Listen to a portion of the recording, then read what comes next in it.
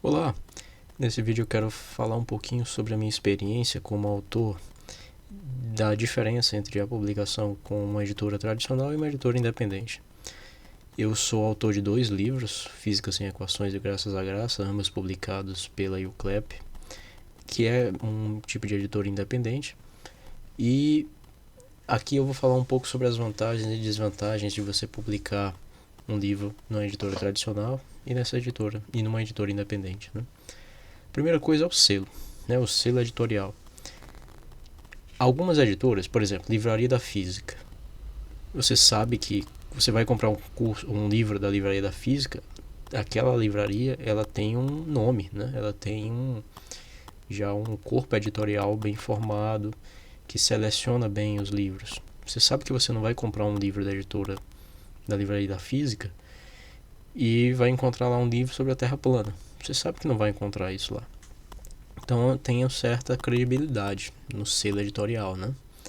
Já numa editora independente, como ela publica praticamente tudo sem um filtro, né? Sem um corpo editorial, acaba que a credibilidade a respeito daquela obra não cai mais sobre a editora, mas sobre o nome do autor, né? Então isso dificulta os passos de um editor desconhecido, aliás, de um autor desconhecido, né?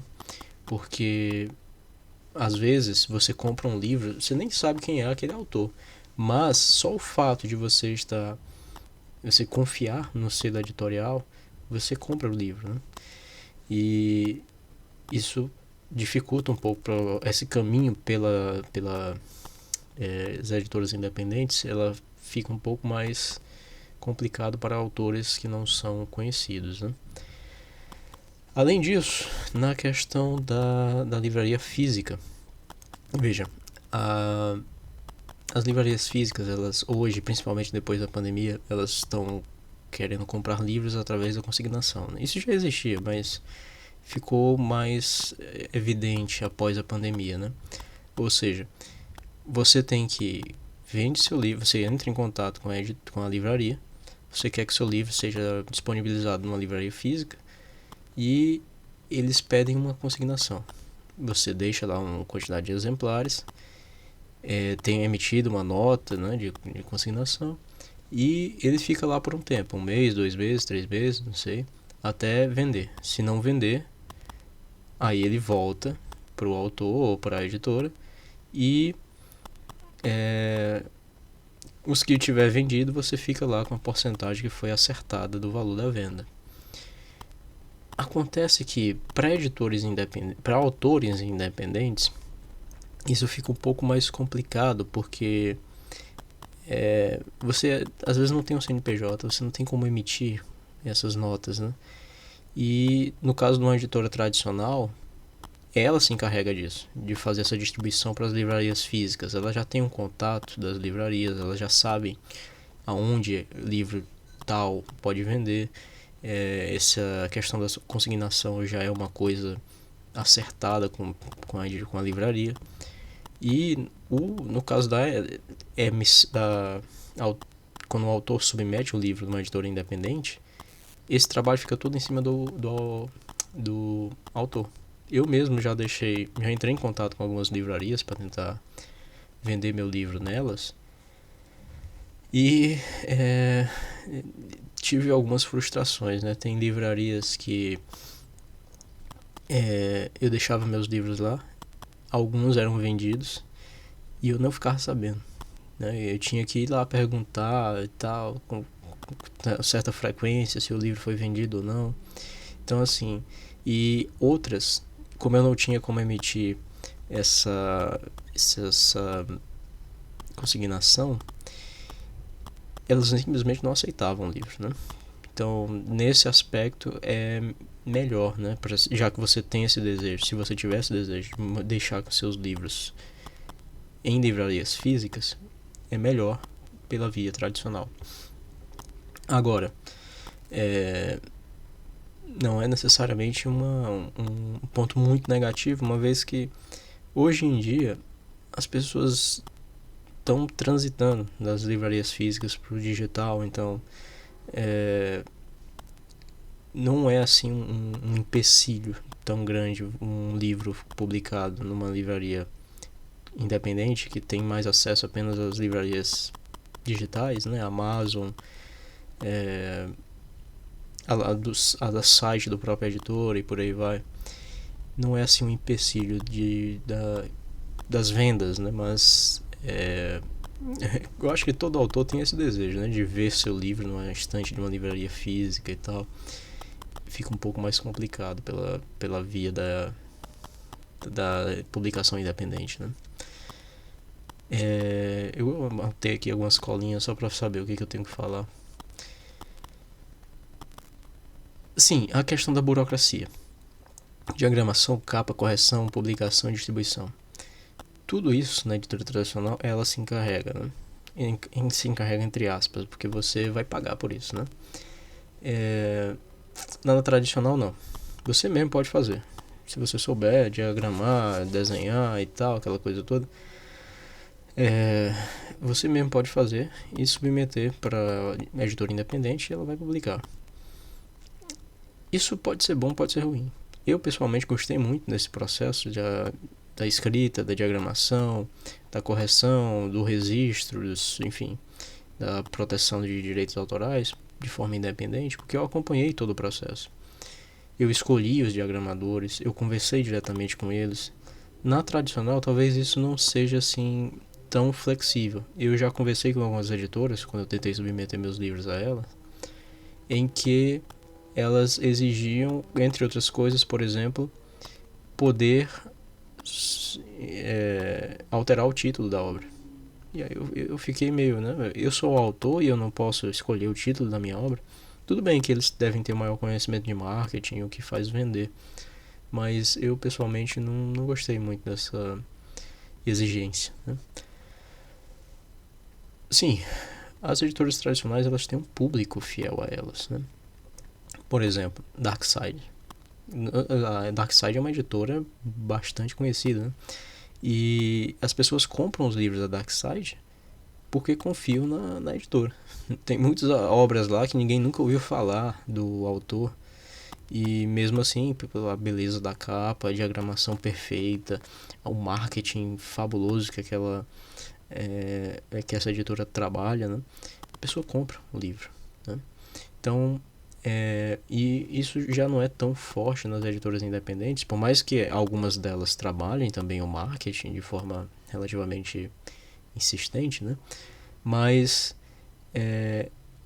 o público não consegue associar o nome da editora à qualidade de algumas obras, porque do mesmo jeito que ela é mais flexível no aceite, não tem assim um corpo editorial que faz esse filtro das obras, pode entrar obras muito boas, pode entrar obras muito ruins. E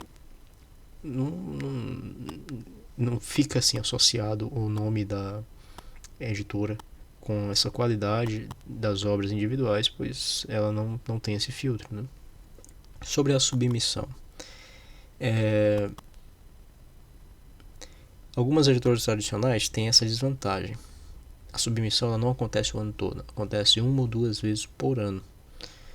E tem algumas editoras tradicionais que até aceitam submissão o ano inteiro. Porém, como é que eu posso dizer? O tempo de resposta deles tende a ser muito alto. 6 meses, 8 meses, 10 meses.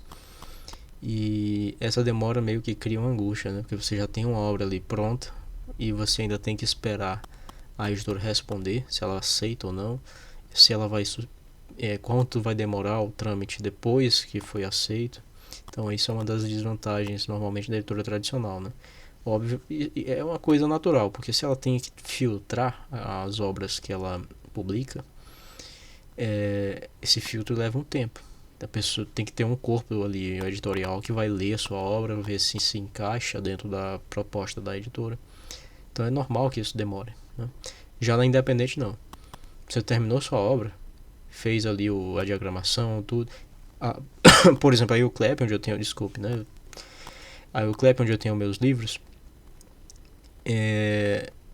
Eu nem terminei de fazer o registro, né? Porque você tem que fazer o ISBN, você tem que fazer o registro autoral, você tem que fazer a ficha catalográfica. Eu mal tinha terminado de fazer a ficha e o ISBN, né? Nem tinha feito o registro ainda, e já submeti os livros. E se eu não me engano, a EUCLEP nem precisa de submissão você nem precisa colocar o ISBN. Você mesmo escreveu ali no Word, diagramou minimamente, de forma minimamente adequada, fez uma capa de forma minimamente adequada, submete e pronto, já está lá. Não é questão de minutos, né? Isso é muito bom porque é automático, né, o processo. Porém, pode acontecer de alguns autores que não têm a devida instrução publicam um livro com uma capa toda fora de diagramação, a lombada fica entrando na contracapa e aparece um corte na capa onde não devia e tal.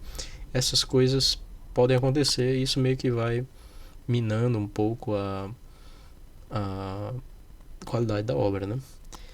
Lógico, não é que seja assim uma coisa muito complicada, né? Você consegue contratar relativamente barato vários diagramadores muito bons no Instagram ou em qualquer outra rede social. E isso não é assim um empecilho muito grande. E você mesmo pode estar aprendendo como é que faz essa diagramação, né? Tiragem mínima. Algumas editoras exigem uma tiragem mínima. Algumas pedem 100, outras 200, que você compre essa quantidade de livros antes de submeter. E isso pode ser um empecilho para alguns autores, porque 100 livros, por exemplo, se o seu livro custa para ser impresso, vamos dar um exemplo real, né? O meu livro, Graças à Graça, ele é o mais barato que eu consegui fazer, né? Ele custa, se eu não me engano, para ser impresso uma unidade, R$ 20. Ele custa R$ 20 para ser impresso. E se eu fosse imprimir 100, R$ 2.100, né? Isso para algumas pessoas que não têm esse dinheiro em caixa pode atrapalhar, né, o processo, né? Só que tem uma vantagem em relação a isso. Quando você imprime em quantidade, o preço diminui. Esse meu livro, Graças à Graça, se eu compro mais de 40 unidades, ele sai a R$ 15, cara. Então ele fica mais barato, mesmo com frete. O frete vai aumentando com peso, né? Se você tem vários livros, o transporte é mais pesado, né? A carga é mais pesada e o frete vai ficando maior. Mas mesmo assim, o livro fica mais barato, em torno aí de R$ 15. E então, sei lá, se eu compro por 20 e eu vou vender por 30, comprando em quantidade, comprando por 15, eu posso vender, sei lá, por 20, 25. Isso torna o livro um pouco mais atrativo, né? Uma vez que ele fica mais barato. E isso tanto na tradicional quanto na independente. Só que a independente você não é obrigado a comprar uma quantidade mínima. Enquanto na tradicional você quase sempre é. Salvo algumas exceções, né? Você é um autor muito conhecido, a editora sabe que seu livro vai vender, então não tem essa necessidade da tiragem mínima. Já falei sobre a demora, porcentagem fixa nos lucros estabelecida em contrato. Isso daqui é uma das coisas que na editora tradicional muitos autores reclamam, porque, veja, é uma publicação toda contratual, né? Então, o que você ganha em relação à obra já está estabelecido em contrato. Se por algum motivo seu livro bomba, viraliza e começa a vender mais, e aí você, sei lá, quer alterar o valor do livro para ganhar uma porcentagem maior, bom, você não pode fazer isso de forma tão simples, porque você teria que modificar o contrato, pedir permissão da editora, das partes envolvidas. Você não é mais totalmente dono da sua obra. Você é o autor, mas não tem os direitos exclusivos dela. Já na editora independente, não. Você tira, bota, altera preço na hora que você quiser, quando quiser. E isso é uma das razões de eu ter ficado na EUCLEP, né? Essa transparência que eles têm com os autores, né? E para finalizar, Já era isso, né? O autor tem maior liberdade na escolha do valor de venda. Eu altero o valor da venda do meu livro a hora que eu quiser. Pelo menos na Euclep, não sei nas outras editoras independentes. Então isso é um ponto bastante positivo.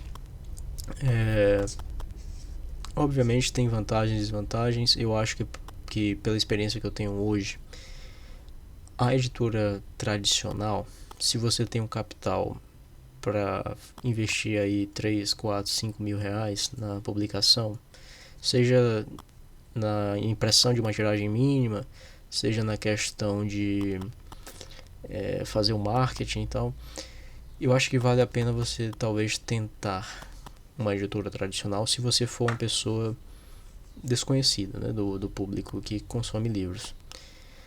Mas, caso você não tenha esse capital, vale a pena começar nas editoras independentes.